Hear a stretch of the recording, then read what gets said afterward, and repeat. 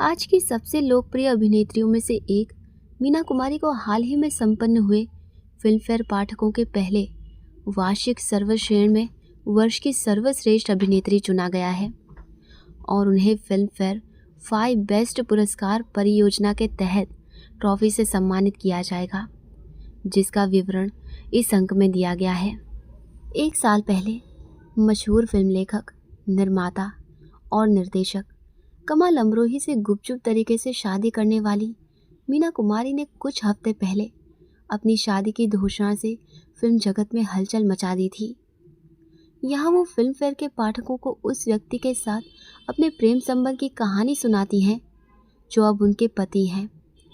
अपनी सुखद शीतलता के साथ साथ यहाँ जलती हुई चट्टानों के ऐसे विस्तार भी हैं जो अपनी गर्मी से झुलसाते और पीड़ा पहुँचाते हैं। झरने की सुंदरता रेत के तूफान के आतंक के साथ बदलती रहती है। यही जीवन है और यही प्रकृति है।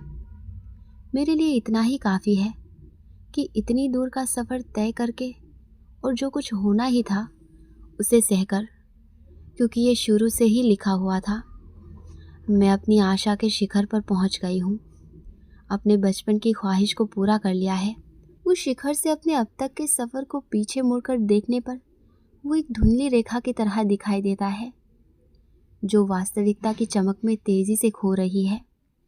उन कठिन रास्तों की डरावनी रूपरेखाओं की जो कभी मुझे भय से भर देती थी। मीना कुमारी द्वारा और आशंका। आगे देखते ही मेरी आंखें एक ऐसी चमक से भर जाती है जो मेरी दृष्टि से बाकी सब कुछ ओझल कर देती है।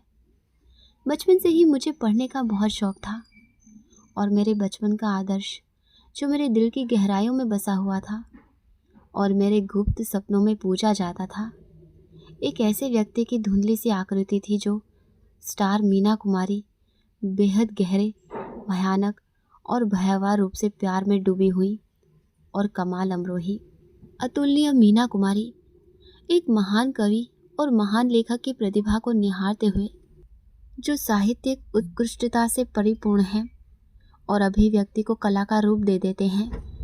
अपने व्यापक और विवेचनात्मक अध्ययन के दौरान मैं ऐसे ही एक व्यक्ति की रचना से परिचित हुई और उनके नाम से अवगत हुई। उनकी रचना की प्रशंसा करते हुए मैं उस व्यक्ति की ओर विचित्र रूप से आकर्षित हुआ और ये जानने के लिए उत्सुक हुआ कि वो कैसे रहे होंगे। फिर एक दिन मैंने एक पत्रिका में कमाल अमरोही की तस्वीर देखी। मेरी आंखों के सामने बिजली सी कौंध गई। एक ज़बरदस्त झटके के साथ सच्चाई का एहसास हुआ जिसने मुझे कांपने पर मजबूर कर दिया, एक अजीब सी आशंका से भर दिया। यही वो आदमी था जो मेरे दिल का राजकुमार था। मैं इस बात पर विश्वास नहीं करना चाहती थी। मैंने इस विचार को मानने से इनकार कर दिया। मैंने खुद को धोखा देने की कोशिश की। वो धुंधला सा अघूरे जिसे मैंने अपने दिल में संजो रखा था, अतुलनीय मीना कुमारी, फिल्म का खतरा।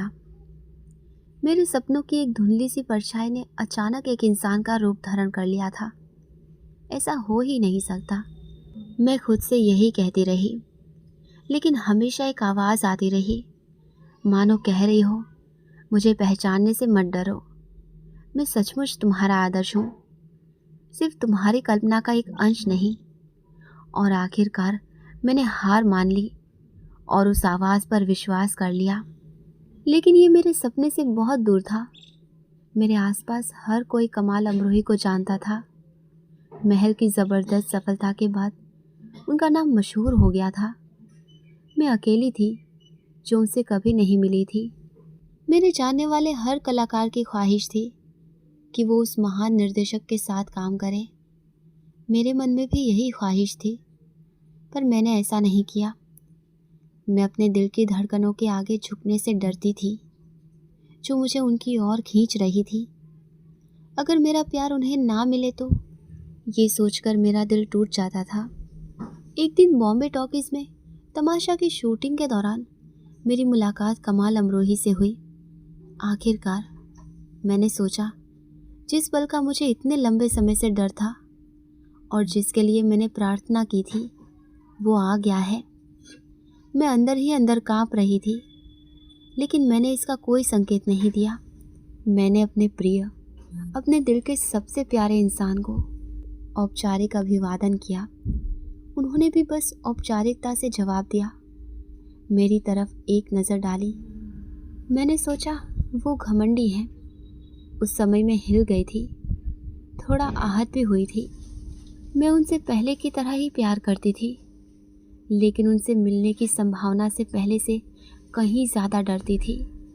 तो आप मेरी हालत का अंदाज़ा लगा सकते हैं।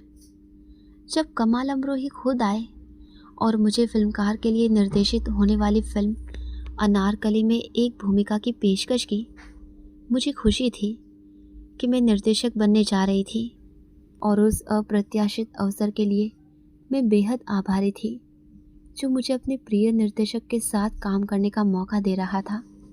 मैं उस मुलाकात से इतनी घबराई हुई थी और इतनी डरी हुई थी कि कहीं मैं अपनी भूमिका में खरी ना उतर जाऊं, कि घबराहट और चिंता के मारे मैं लगभग बेहोश हो गई थी। और फिर एक संयोग, या यूं कहूँ कि ईश्वर की विशेष कृपा ने मेरे लिए द्वार खोल दिया। महाबलेश्वर से बॉम्बे जाते समय मेरी कार का एक्सीडेंट हो गया, जिससे मैं बुरी तरह हिल गई और मेरा एक हाथ इतनी बुरी तरह घायल हो गया कि ऐसा लग रहा था कि शायद मैं उसे दोबारा इस्तेमाल नहीं कर पाऊंगी। मुझे पुणे के ससून अस्पताल ले जाया गया और वहाँ लगभग 3 महीने तक रखा गया। सहानुभूति जताने वाले दोस्तों और लोगों ने मेरा बहुत साथ दिया।